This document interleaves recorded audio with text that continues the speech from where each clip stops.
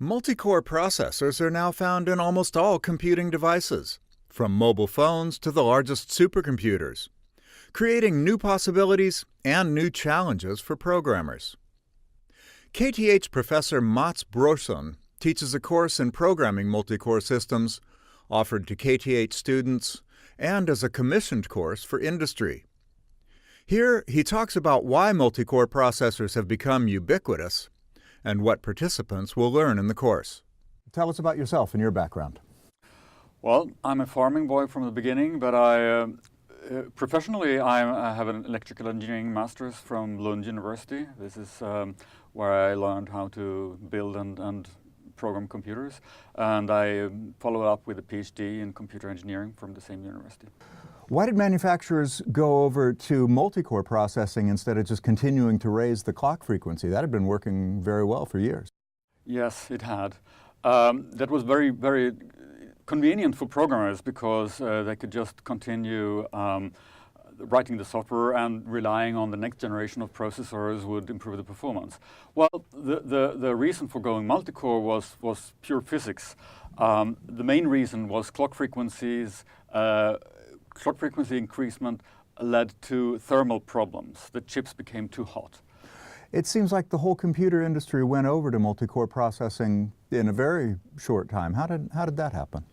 That's right. They all faced the same problem. In embedded systems, they have been using multicore processors for various reasons quite some time. Mainly because either they needed the consolidation or they needed it for performance reasons with low power consumption. But in server and desktop area, that all happened within a couple of years. All the big manufacturers, Intel, AMD, Sun at the time, now Oracle, IBM, they all went to multicore as the main products, and it happened within 2 years of each other because of the same thermal limits. They all ran into the same physics at the same time. Yeah, obviously. IBM is a little bit of a counterexample because, well, they have also gone into multicore, but they are also the world leader in terms of cooling technology. They have liquid cooled chips and things like that, so they can push the clock frequencies higher than anyone else. Now, what does a programmer need to know to make use of the possibilities of multicore processing? Previously, programmers could just leave the code as it was, and then the next generation of processors would naturally give a performance improvement. This is not possible with multicores because now the individual cores, they are not faster by every generation. Instead, you have more cores. So you need actually to parallelize your code. You need to make it parallel, and that is pretty difficult thing to do for most programmers. And this is sort of why this course is necessary, because we deal with things like how to parallelize the code more easily. Why not just run multiple applications in parallel? Yeah, that's certainly a possibility, and that is actually in embedded systems still the most use of multicore processors. There are some severe problems with that in some cases, however. Some applications, they don't really go well together because on a chip, these cores share resources. They share memory interfaces, they share cache memories and things like that. A lot of resources are shared. And if you have multiple applications running at the same time or multiple single-thread programs, they will interfere with each other. And in real-time systems and things where timing is important, this can be a major problem. What are the challenges that a programmer faces in going over to multicore programming? Well, the main challenge is that it's pretty difficult, sort of in general, to partition your program, to partition your problem. You need to think about data structures, how are data partitioned between the cores. You need to think about communication, how should the cores communicate, and you need to think about scalability. And all these things are sort of, well, parallelism is sort of a natural way of thinking of humans, but it can be quite difficult with years and years of education in programming where we didn't use parallelism. What does a programmer need to know about multi-core architectures to begin writing software?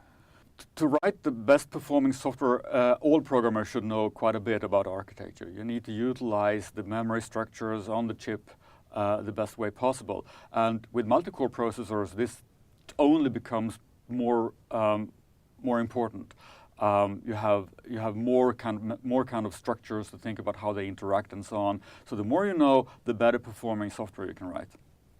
What are heterogeneous parallel architectures, and why is that concept important in multicore processing? So this is pretty recent development that multicore processors also are heterogeneous.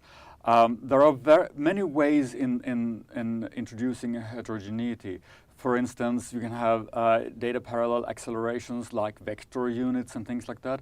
But what most people mean by heterogeneous processing is the use of GPUs for general purpose processing. So GPUs was introduced to accelerate the graphics, mainly for games. But it turns out that the hardware needed for that can be utilized for data parallel execution of general kind.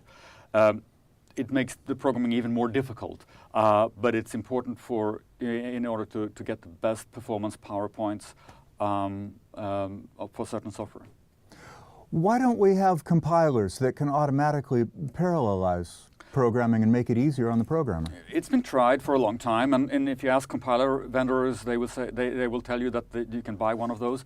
For certain problems, it's certainly possible, but the problem is that programming languages in general are so unspecific of how data is used, so compilers have to be very conservative in how they parallelize things, making it more or less useless for automatic parallelization. So you need a human brain to actually tell what goes where in the parallel computer.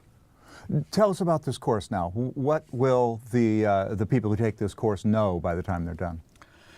So we will introduce the basics of what they need in computer architecture, in particular when it comes to parallel and multi-core architectures. We will deal quite a bit with parallel programming models that are of a higher abstraction level. The higher abstraction level is important to allow more programmers to do this more conveniently. There's been parallel programming going on for a long time, which requires quite a bit of performance tuning. But with the new parallel programming models that raises the abstraction level, we can do this more easily, and we will talk about these. And the third thing is about tool support. We'll go over the tools, some state-of-the-art tools that help programmers do this with good information on what they are writing for. Mats Persson, thank you very much. Thank you.